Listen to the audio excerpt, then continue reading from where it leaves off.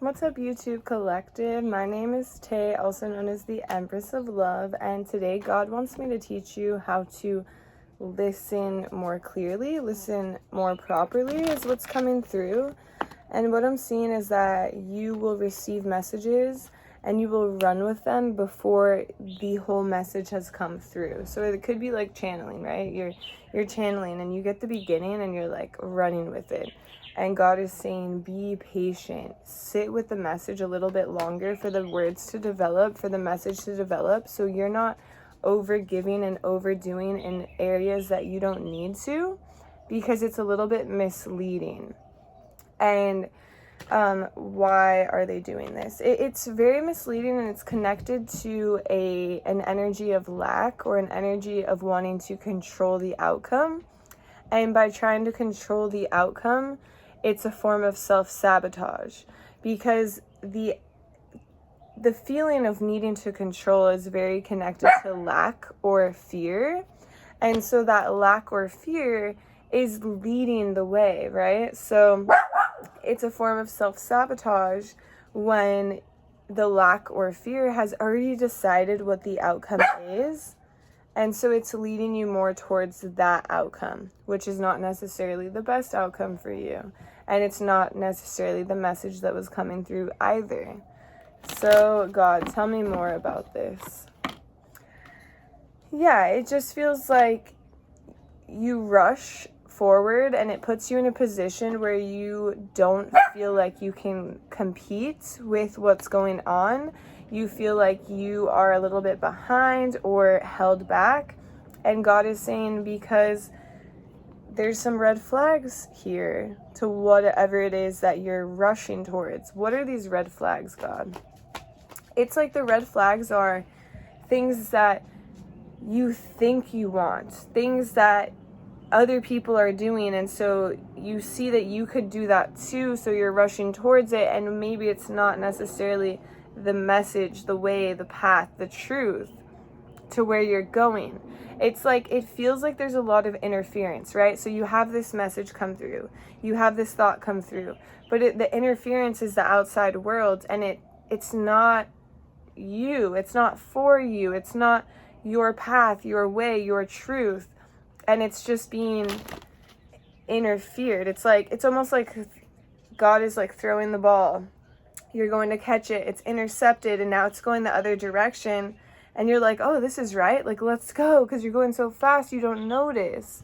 And God is saying, be patient. Sit back, relax, breathe. You don't need to rush.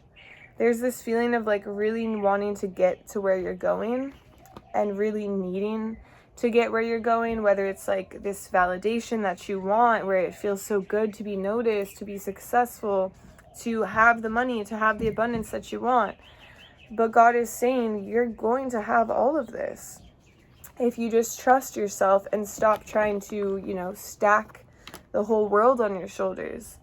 Things are shifting and things are changing, and there's a part of you that is being left behind, and this part of you that is being left behind is the part of you that worries, that is fearful about the future.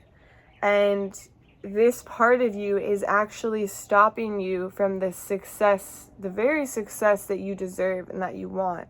And when you can finally let go of this part of yourself, leave this part behind, you can move towards a more fruitful, more secure, more stable, and more abundant future.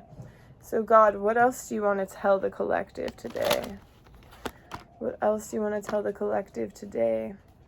It's really important not to like put so much emphasis or so much value on what other people are doing, because when you're noticing so much about their success or their value or their worth, you're really missing your own, and you're really missing the call, you're really missing the message, you're really missing the direction.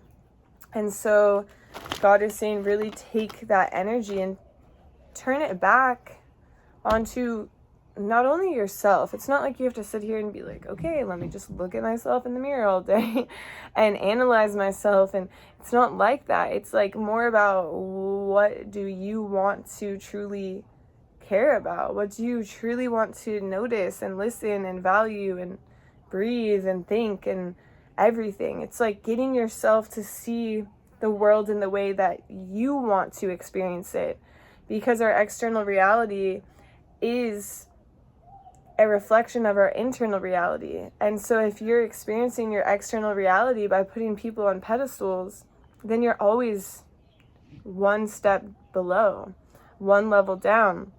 And that's not what we want for you. If you're looking out and you're seeing so much beauty, maybe it's because there's so much more beauty inside, and it's like reflecting back to you. And you start creating that abundance just by noticing beauty, just by noticing what feels good to you, what you want to see, what you want to hear. God is saying that you're on a journey, and although you haven't gotten to where you want to be, that's okay. You are on a journey, and you are, honestly, you're very stable, and you're very strong, and you're very secure, and you have a lot of passion behind what you're doing. And it's time to create a new story that's not so filled with, that's not so filled with clutter, comparison, judgment, fear that you're not going to get there. Because the truth is, the moment you start focusing on yourself, what you want to see, feel, notice, hear, listen, whatever, you're going to start moving forward with so much ease and creating the abundance that you've been worried that wasn't going to come. But it's right at your fingertips. If you can just let go a little bit, relax a little bit, and wait for the full message to come through.